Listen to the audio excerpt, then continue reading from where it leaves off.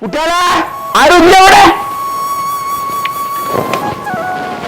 ഈ നീച്ചാൻ പറ്റാത്ത ജയിലുണ്ടോ ഇവിടെ? വേറെ ആരും ഇല്ലേ? ആ കാക്ക നിങ്ങളാ എന്നാ ഇവിടെ ഇരുന്നോളി. എവിടെക്കാടാ എന്റെ പെണ്ണുങ്ങൾ കുട്ടികളൊക്കെ പോയത്?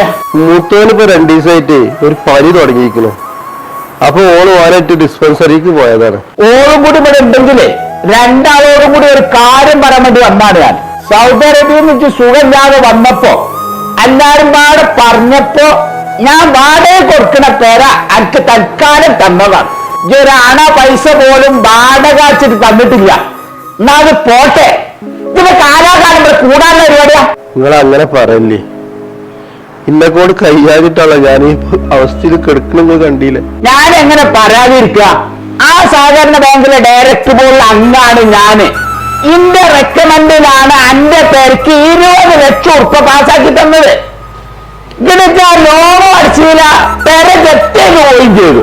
ഇന്റെ മാനക്കേട് എത്ര? ഞാൻ നിങ്ങളെ മാനം കെടുത്തൊന്നും വിചാരിച്ചിട്ടേ ഇല്ലല്ലോ.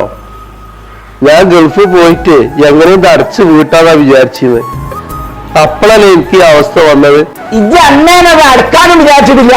അന്നെ കൊണ്ട് ആ പെരോട്ട് തിരിച്ചെടുക്കാനും കഴിയൂല. ഇത് തൽക്കാലം എന്റെ പെരിന്ന് ഇറങ്ങാനുള്ള പണിയൊക്കെ ഇതൊരു കാലത്തും നീ ചേർക്കൂല.